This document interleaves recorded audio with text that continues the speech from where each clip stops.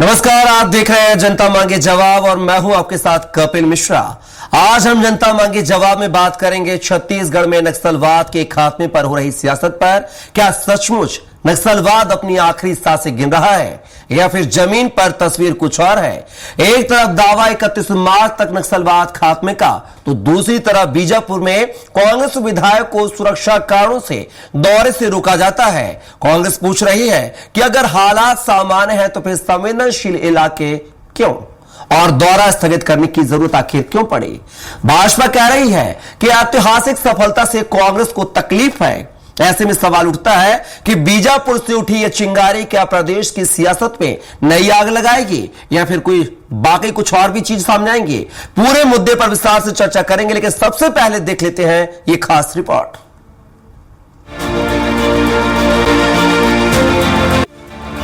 छत्तीसगढ़ में नक्सलवाद को लेकर सियासत फिर से गर्म हो गई है। सरकार लगातार दावा कर रही है कि प्रदेश में नक्सलवाद अपने अंतिम चरण में है और 31 मार्च तक इसका पूरी तरह खात्मा कर दिया जाएगा।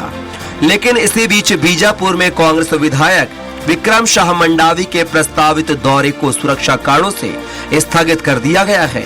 बताया गया है कि क्षेत्र में आईडी और नक्सली गतिविधियों का खतरा बना हुआ है। अब कांग्रेस सरकार के दावों पर सवाल उठा रही है। कांग्रेस नेताओं का कहना है कि एक तरफ सरकार 31 मार्च तक नक्सलवाद खत्म करने की बात कह रही है, तो जनप्रतिनिधियों को सुरक्षा कारणों से क्यों रोका जा रहा है? देखिए, अमित शाह जी पहले हमारी सरकार थी तो कई बार हमारी सरकार की तारीफ की है, नक्सल मूवमेंट में अच्छा काम कर रहे हैं करके। और आज वो कह रहे हैं कि हम 31 मार्च तक नक्सलवाद जो खत्म कर देंगे। मुझे तो नहीं लगता कि इस तरह का वो काम कर पा रहे हैं। बीजेपी ने कांग्रेस पर दोहरे रवैये का आरोप लगाया है। प्रदेश प्रवक्ता अमित चिमनानी ने कहा है कि कांग्रेस पहले अपना रुख स्पष्ट करे। एक तरफ नक्सलवाद के खात्मे का श्रेय ले रही है और दूसरी तरफ सवाल भी उठा रही है। उन्होंने कहा कि भाजपा सरकार को नक्सलवाद के खिलाफ ऐतिहासिक सफलता मिली है और कांग्रेस को राजनीति करने के बजाय आदिवासियों व प्रदेश के हित में हो रहे कार्यों का स्वागत करना चाहिए। राजनीति करने की बजाय जो हमारे प्रदेश का हित हो रहा है, जो स्तर का विकास होने जा रहा है, जो आदिवासियों के जीवन की दशा और दिशा बदलने जा रही है, उनका स्वागत करना चाहिए। और कांग्रेस के विधायक हों या राहुल गांधी जी हों, नक्सल क्षेत्र जहां पर नहीं है, जहां से नक्सलवाद समाप्त हुआ है, वहां सभी जा रहे हैं। हमारे खुद के गृह मंत्री बाइक लेकर ऐसी जगह पर जाते हैं जहां पर कांग्रेस के नेता तो दूर दूर तक जाने से घबराते थे, डरते थे। तो कांग्रेस के नेता भी जा ही सकते हैं। बीजापुर की यह घटना नक्सलवाद के मुद्दे पर सियासी तापमान बढ़ा चुकी है। एक तरफ सरकार 31 मार्च तक नक्सलवाद के पूर्ण खात्मे का दावा कर रही है, तो दूसरी ओर सुरक्षा एजेंसियों की सतर्कता जमीनी हालात की गंभीरता की ओर इशारा कर रही है। विपक्ष सवाल उठा रहा है कि जब खतरा पूरी तरह समाप्त होने की बात कही जा रही है, तो जनप्रतिनिधियों के दौरे पर रोक क्यों लगाई जा रही है? अब सबकी निगाहें सरकार की उस डेडलाइन पर टिकी हैं, जो नक्सलवाद के अंत की घोषणा का दावा कर रही है। क्या यह ऐतिहासिक सफलता साबित होगी या फिर यह मुद्दा आगे भी सियासी बहस का केंद्र बना रहेगा? यह आने वाला वक्त तय करेगा। स्वराज एक्सप्रेस के लिए रायपुर से दिलीप साहू की रिपोर्ट। तो देखा आपने, छत्तीसगढ़ में कांग्रेस विधायक का दौरा क्या रोका गया सुरक्षा कारणों के चलते। अब कांग्रेस ने जो है सत्ताधारी पार्टी पर और डेडलाइन पर सवाल खड़े कर दिए हैं। इस पूरे मुद्दे पर विस्तार से चर्चा करेंगे। हमारे साथ कुछ मेहमान जुड़ेंगे। प्रवीण साहू बीजेपी प्रवक्ता जुड़ेंगे कुछ देर में, साथ ही रवि ग्वालानी साहब भी कुछ देर में कांग्रेस प्रवक्ता है, वो भी हमारे साथ जुड़ेंगे। फिलहाल हमारे साथ जो है के शर्मा साहब पत्रकार जुड़ गए हैं। शर्मा साहब, आपसे शुरुआत करूंगा चर्चा की। जिस तरीके से कांग्रेस विधायक का दौरा जो है सुरक्षा कारणों से रोका गया है, अब हालांकि कांग्रेस जो है नक्सलवाद के खात्मे को लेकर सवाल खड़े कर रही है। जो अब तक पूरा हुआ है, सरेंडर हुआ है, जो नक्सलियों का जो है एनकाउंटर हुआ है, तमाम मतलब पूरी कवायद पर सवाल ही निशान खड़े कर रही है कांग्रेस। इसको कैसे देखें? अभी हालांकि डेडलाइन को समय बाकी है, 31 मार्च 2026 की तारीख है। फिर भी जो बात किया है, करीब लगभग 50 दिन 49 दिन बकाया है। ऐसे में कांग्रेस का यह बयान क्या दर्शाता है, क्या माने इस बयान के? शर्मा साहब। देखिए, नक्सली खात्मा छत्तीसगढ़ के लिए जरूरी था और सभी उसमें एकजुट बिना राजनीति के चल रहा था। लेकिन अब उसमें श्रेय लेने की बात आ रही है। अमित शाह ने जो कहा कि कांग्रेस शासनकाल में कोई काम नहीं हुआ, कभी बात आती है उनके साठ गांठ की भी बात आती है, आरोप प्रत्यारोप का दौर चलता है, लेकिन वास्तविक स्थिति आप जाएंगे तो आईडी तो वहां बिछा हुआ है। 31 मार्च के बाद भी मैं कह सकता हूं कि कहीं ना कहीं इस प्रकार से, क्योंकि आज नहीं बिछाया जा रहा है, जब सड़क बना होगा तब उसमें बिछा दिया गया था, और जरूरत पड़ने पर जो कुछ नक्सलाइट बचे रहेंगे जो वो किस ढंग से इसका उपयोग करते हैं। अभी लगातार आप देख रहे हो आईडी ब्लास्ट की घटनाएं हो रही है, एक जवान शहीद भी हुआ उसमें, तो घटनाएं हो रही है, लेकिन पुलिस यदि इसको सतर्कता के रूप में ले रही है तो मुझे लगता है कि जनप्रतिनिधियों को सम्मान करना चाहिए। और भी क्षेत्र है जहां पे अनुमति दी जा रही है, वहां पे दौरे की बात आती है, और यहां स्पष्ट रूप से कहते हैं आईडी का खतरा है। सुरक्षा के लिए ये जरूरी है कि विधायक का वहां दौरा 12 तारीख का दौरे को स्थगित कर दे, ये अनुरोध उन्होंने किया है। अब इसको लेकर के जो राजनीति श्रेय की बात आ रही है वो 31 मार्च के बाद भी चलेगा, क्योंकि कोई सफलता में अपनी राजनीति देख रहा है तो कोई असफलता में अपनी राजनीति देख रहा है। तो मुझे लगता है कि इसको लेकर वहां की जनता जो देख रही है कि वहां किस ढंग से नक्सली हिंसा उन्मूलन के बाद जो विकास के कार्यों की बात करें, बीजापुर जिले की बात करेंगे तो 25 के लगभग वहां पे नए सुरक्षा कैंप स्थापित किए गए हैं। उसके साथ ही साथ तमाम प्रकार के, अभी आज ही की आप खबर देखेंगे तो कल उन्होंने एक स्मारक को, नक्सली स्मारक को वहां पे ध्वस्त किया है जवानों ने। तो काम अभी जारी है, इसको लेकर 31 मार्च तक कम से कम इंतजार करना चाहिए, और जो पुलिस और सेना के जवान वहां काम कर रहे हैं उनका मॉरल डाउन ना हो, ये ध्यान रखना चाहिए। और किसी प्रकार की दुर्घटना इस तरह से, जैसे भीमा मंडावी का इस चुनाव के बाद काल वहां पे शहीद हो गए थे, इस प्रकार को रोकने की आवश्यकता है, और मुझे लगता है कि राजनीतिक दलों को थोड़ा संयम बरतने की तो आवश्यकता है। हमारे साथ जो इसी कड़ी में दोनों प्रवक्ता प्रवीण साहू जी बीजेपी से और रवि ग्वालानी जी कांग्रेस से जुड़ गए हैं। दोनों मेहमानों का बहुत स्वागत है हमारी चर्चा में। और रवि जी, आप ही रुक कर लेते, चूंकि आपके विधायक ने पूरा मामला उठाया है। जैसा कि के शर्मा साहब कह रहे हैं, अभी जो डेडलाइन है उसको अभी समय है, इतनी जल्दबाजी में ये जिस तरीके के सवाल निशान खड़े किए हैं ये उचित नहीं है।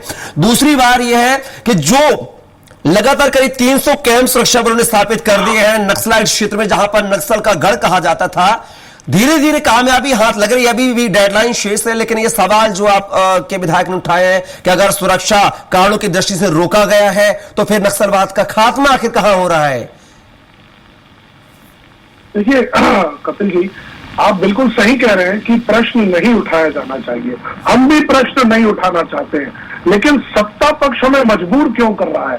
जब देश के गृह मंत्री जी आते हैं तो उनके लिए सारी सुरक्षा लगा दी जाती है, जितना इंटीरियर जाना चाहते हैं जा सकते हैं, लेकिन जो क्षेत्रीय विधायक है, बीजापुर के विधायक है हमारे, वो कह रहे हैं कि मुझे जाना है, तो उनको कहा जाता है कि सुरक्षा कारणों से आईडी ब्लास्ट हो सकता है, आप नहीं जाइए। ये दोहरा चरित्र क्यों? अगर भारतीय जनता पार्टी के मंत्री, भारतीय जनता पार्टी के नेता जाना चाहते हैं तो सारी सुरक्षा लगाई जाती है, लेकिन हमें रोका जाता है, पहली बात। दूसरी बात, अगर नक्सलवाद 31 मार्च की डेडलाइन के हिसाब से बिल्कुल खात्मे की पोजीशन पर है, अच्छी बात है, तो आप ये बताइए ना कि ऐसे समय में तो फोर्सेस के हाथ में सारी चीजें होनी चाहिए। अगर कोई व्यक्ति जाना चाहे, कपिल जी आप जाना चाहे, हम जाना चाहे, कोई भी व्यक्ति जाना चाहे, तो फोर्स को तो ये कहना चाहिए ना कि स्वागत है, आप आइए इस जगह पे, थोड़ी बहुत सुरक्षा की जरूरत है वो हम आपको दे रहे हैं। आप तो सीधे तौर पे मना कर दे रहे हैं कि मत जाइए। अगर इस तरह की बयानबाजी होगी, इस तरह का ऑफिशियल स्टेटमेंट आएगा, तो प्रश्नवाचक चिन्ह खड़ा क्यों नहीं होगा? हम बिल्कुल भी राजनीति नहीं करना चाहते नक्सल मामले में, हम तो जाना चाहते हैं, हमारा क्षेत्र है, हमारे वहां पर लोग हैं, हम उनसे मिलना चाहते हैं। हम अगर विपक्ष मुआयना करना चाहता है तो सरकार को तो समूचे विपक्ष को लेकर के जाना चाहिए, उनको तो ये कहना चाहिए कि हर व्यक्ति का स्वागत है, बल्कि मना कर रहे हैं। जब मना करेंगे तो हमको लगेगा ना कहीं दाल में कुछ काला है, कहीं ना कहीं कुछ तो गड़बड़ है, कहीं ना कहीं 31 मार्च की जो डेडलाइन है वो शायद पूरी तरीके से फुलफिल नहीं हो पाएगी। ये सारी बातें इसीलिए निकल करके आ रही है क्योंकि सरकार में बैठे हुए लोग, प्रशासन में बैठे हुए लोग इस तरह के ऑफिशियल स्टेटमेंट दे रहे हैं। अगर ऐसे स्टेटमेंट आएंगे तो विपक्ष क्या करेगा? प्रश्न क्यों नहीं खड़ा करेगा? रवि जी की चिंता तो कर रहे हैं ना, वो आपके विधायक की चिंता तो कर रहे हैं कि अभी हालात सही नहीं है तो वो थोड़ी सी मोहलत मांग रहे हैं, अभी दौरा करने से रोक रहे हैं। देखिए, बात यहाँ चिंता कर रहे हैं कि नहीं कर रहे हैं कि नहीं है। अगर नक्सलवाद मामले पर पूरी तरीके से कंट्रोल नहीं हुआ है तो चिंता तो बिल्कुल की जाएगी। रवि जी, हम तो ये अभी कह आपको लगता नहीं कि 49 दिन का समय शेष है? 31 मार्च को करीब 49-50 दिन का समय शेष है, और तब तक इंतजार तो कर लिया जाता ना। सर 1.5 साल से ये कह रहे हैं 31 मार्च की डेडलाइन पे, आप 49 दिन की बात कर रहे हैं। मैं तो पिछले 1 साल 4 महीने 11 दिन की बात कर रहा हूं कि आप 1.5 साल से जो 31 तारीख की डेट लगा के रखे हैं, तो आखिरी समय में रोका क्यों जाना चाहिए कपिल जी? मैं तो कह रहा हूं ना कि अगर बहुत अच्छे तरीके से कंट्रोल आ गया है, चलिए मैं जवाब लेता हूं। अगर सुरक्षा की जरूरत है, छोटी सुरक्षा में लेकर के जाए, मना क्यों कर रहे हैं? आपके सवाल का जवाब लेता हूं। प्रवीण जी, यहां पर आपने सुना रवि जी को, वो कह रहे हैं कि 31 मार्च की आप डेडलाइन दे रहे हैं, नक्सल समर्पण कर रहे हैं, आप कह रहे हैं उनका एनकाउंटर किया जा रहा है, ढेर किया जा रहा है, फिर उनके विधायक को जाने से रोका क्यों जा रहा है? दूसरा सवाल ये भी है कि जब आपके कोई बड़े नेता आते हैं तो वो जहां तक जाना चाहे जा सकते हैं, सुरक्षा मुहैया कराई जाती है, और कांग्रेस का विधायक, चूंकि विपक्ष का विधायक, इससे आपने उनको सुरक्षा मुहैया नहीं करा रहे और न जाने दे रहे हैं, ऐसा क्यों? देखिए, सबसे पहले भारत माता की जय कहूंगा। आदरणीय रवि जी, जी आपको, शर्मा जी आपको नमस्कार, प्रणाम, जनता को नमस्कार। और सबसे पहले देखिए, आप इस डिबेट के माध्यम से मैं सेना के जवानों को नमन करता हूँ कि जिनके परिश्रम के चलते आते हैं, देखिए वहां पर नक्सलियों से खात्मा हो रहा है। और आपके इस प्रश्न का मैं स्पष्ट उत्तर देता हूँ कि देखिए, भाजपा की विचारधारा है कि हमने निश्चित रूप से लक्ष्य तय किया कि 31 मार्च 10 तक पूरे देश से नक्सलियों से खात्मा करूंगा, हम जो करेंगे। निश्चित रूप से मैं कांग्रेस से प्रश्न पूछता हूँ कि क्या आपने कहीं ना कहीं इच्छा शक्ति थी? हमने तो डेडलाइन तय किया ना कि 31 मार्च सन 2026 से पूरे देश का नक्सलियों का खात्मा करेंगे। आपकी 10 साल की सरकार थी केंद्र में, उसके बाद 5 साल की आपकी राज्य की सरकार थी, आपने क्यों डेडलाइन तय नहीं किया? क्योंकि आप लगातार नक्सलवाद का जगह पोषण करते थे। आपके तो शीर्ष नेता इस प्रदेश के झीरम घाटी कांड में मारे जाते थे, आपने उन नक्सलियों के खिलाफ फिर भी कोई कार्रवाई नहीं की। तत्कालीन प्रदेश अध्यक्ष बाद में मुख्यमंत्री बनते भूपेश बघेल जी बार बार कहते थे कि सारे सबूत उनकी जेब में। मुख्यमंत्री बनने के बाद सारे सबूत कहां से ले गए? जनता यही भी पूछना चाहती है। और यही पूछा विषय आपके पूर्व वरिष्ठ प्रवक्ता विकास तिवारी जी पूछते हैं तो उनको आप पार्टी से 6 शासन के बहिष्कृत कर देते हैं, इसको निकाल देते हैं। लेकिन दोहरा चरित्र है। और रही बात देखिए आदरणीय कपिल जी, देखिए उनके लिए सरल शब्दों में कहीं ना कहीं इनको उत्तर देना चाहता हूँ। यदि आपके गली मोहल्ले में किसी न किसी मान लीजिए रोड का निर्माण हो रहा है, खासकर सीसी रोड का निर्माण हो रहा है, तो वहां पर कुछ समय के लिए 1-2 दिन के लिए कहीं ना कहीं जनता से आग्रह किया जाता है कि उस रोड पर ना चलिए, ठीक है, 1-2 दिन सेटल होने दीजिए। तो वही बात वहां पर भी है। हमारे जवान बहुत अच्छा काम कर रहे हैं, वे नहीं चाहते कि किस प्रकार का व्यवधान हो। और देखिए, सरकार की सटीकता देखिए, उनकी सुरक्षा के लिए कहा गया कि कुछ दिन बात कर लीजिए। निश्चित रूप से उनकी सुरक्षा की हमको चिंता है। आप 31 मार्च तक वेट तो कर लीजिए भाई। आपके साथ प्रवीण जी वो कह रहे हैं कि जब केंद्रीय गृह मंत्री आते हैं तो पूरा सुरक्षा मुहैया जहां वो जाना चाहे जा सकते हैं, लेकिन हमारे विधायक को रोका जा रहा है, क्यों? मतलब सुरक्षा मानदंडों में 2 प्रकार का व्यवहार क्यों? भाई देखिए, जिस रूट पर अमित शाह जी जाना चाह रहे थे उसी रूट पर आप जाइए। आप अलग क्षेत्र पर जाना चाहेंगे तो निश्चित रूप से जहां पर अगर कहें तो अंतिम पड़ाव पर नक्सलियों का खात्मा, तो निश्चित रूप से आपको इसलिए रोका जा रहा है। और 31 मार्च आप जाइए जहां जाना चाहते हैं। लेकिन जो देखिए, निश्चित रूप से कहीं ना कहीं कांग्रेस पार्टी की ऊंची राजनीति वहां पर समझ आ जाती है। मैंने पूछा ना कि भाई 5 साल आपने क्या किया? आपने भी काम किया होता तो इस डिबेट पर हमको बैठने का। रवि जी 5 साल का हिसाब और ऊंची मानसिकता का परिचय दे रहे हैं, ऐसा कहना है प्रवीण जी का। देखिए कपिल जी, मुझे ना भारतीय जनता पार्टी का कैरेक्टर समझ में नहीं आता है। जब ये सत्ता में रहते हैं तो भी कांग्रेस के ऊपर प्रश्न करते हैं, जब ये सत्ता के बाहर रहते हैं तो भी कांग्रेस के ऊपर प्रश्न करते हैं।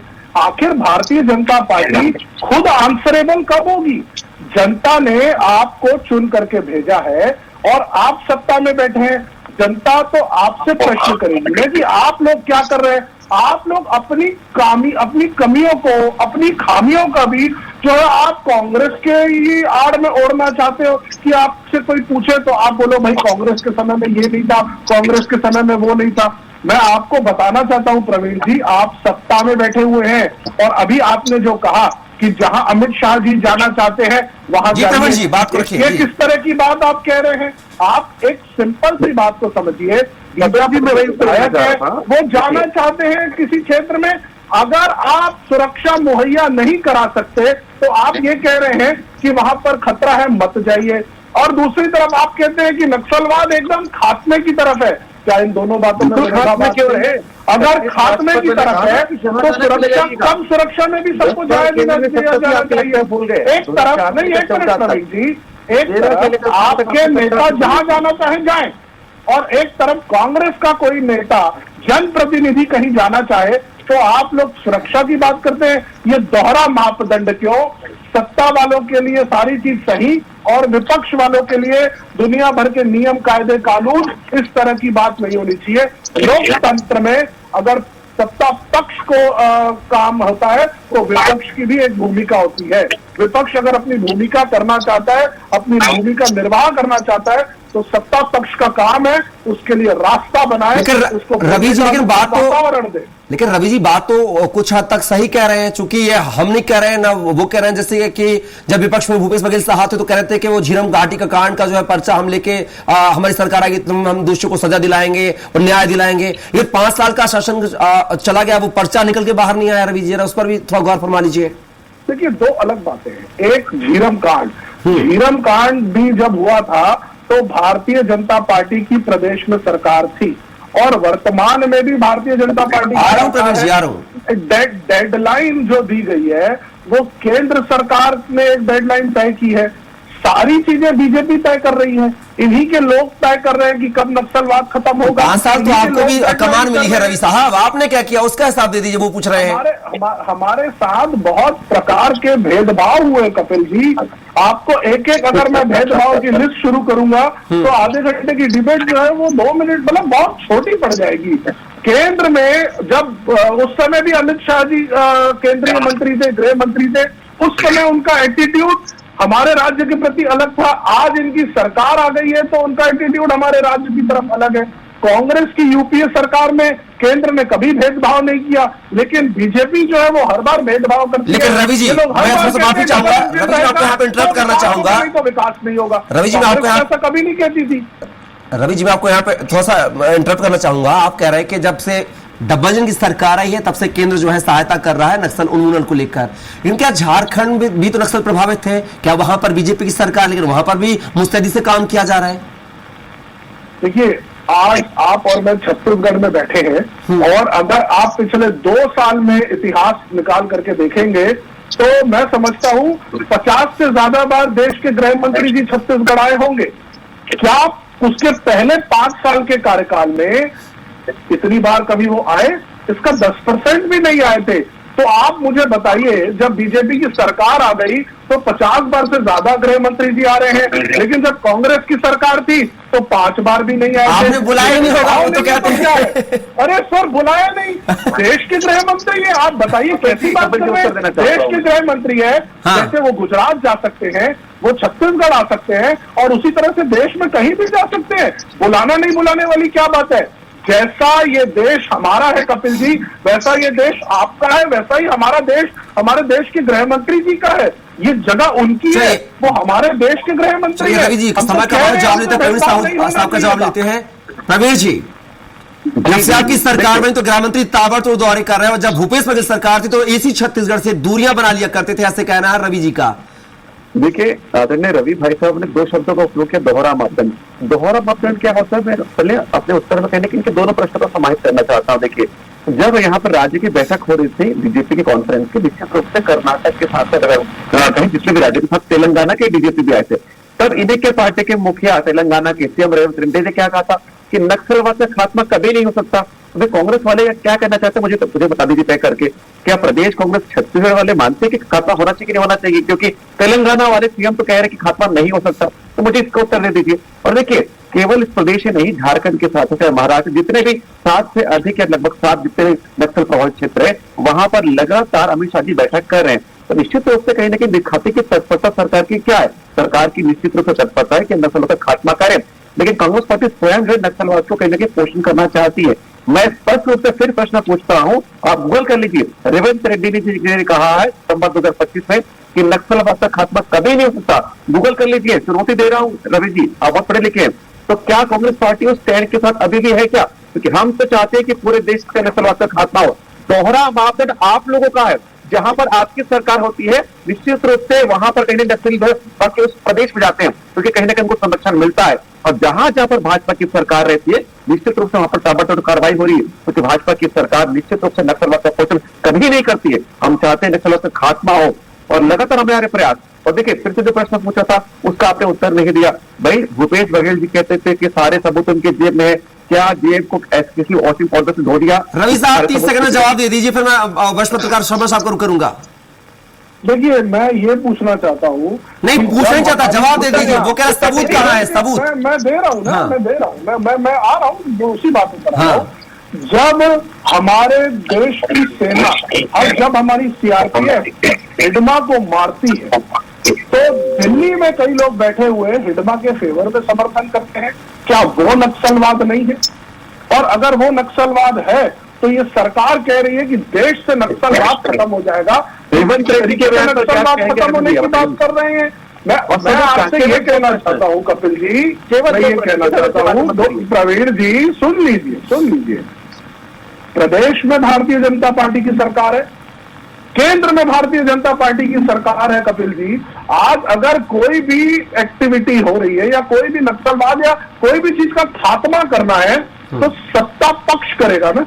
उस सत्ता पक्ष अपना काम नहीं कर पा रही है। अरे रवि जी, समय तो आपको भी सबसे ज्यादा समय तक आपकी पार्टी ने राज किया है पूरे देश में, तब आपने नक्सलवाद के लिए नहीं सोचा है। खैर, समय का अभाव है, मैं चर्चा को शुरू करूंगा तो समय ज्यादा लगेगा। रवि जी, चर्चा को विराम देते, साथ में लास्ट अंतिम प्रतिक्रिया जो के शर्मा साहब की जाना चाहूंगा। शर्मा साहब, कांग्रेस के अपने दलील अपने सवाल हैं, क्या लगता है जो रवि साहब कह रहे हैं उसमें कितनी सच्चाई है? वो कह रहे हैं कि जो नक्सलवाद की डेडलाइन है वो शायद तय समय पे नहीं हो पाई, चाह तो वो भी रहें कि हो जाए, लेकिन शायद हालात ऐसे हैं कि नहीं हो पा रही। क्या कहेंगे आप? क्या समय सीमा बढ़ेगी? और एसपी ने 5 गांव का उल्लेख किया है कि इन 5 गांवों में अति संवेदनशील स्थिति है, यहाँ पे नहीं जाना चाहिए। अब जो दावे किए जा रहे हैं 31 मार्च तक इंतजार करना चाहिए और विकास के माध्यम से जनप्रतिनिधियों की महत्वपूर्ण भूमिका उससे कांग्रेस हो भाजपा हो। और रूट डाइवर्ट की जो बात है, झीरम कांड का तो बहुत सारे सवाल है जो अभी तक आए नहीं। रूट डाइवर्ट किया गया, सुरक्षा एजेंसियां पुलिस के सहमति से हुई कि नहीं हुई, किस ढंग से घटना हुई, कि राजनीतिक षड्यंत्र, तमाम सवाल के जवाब अभी तक आए नहीं है।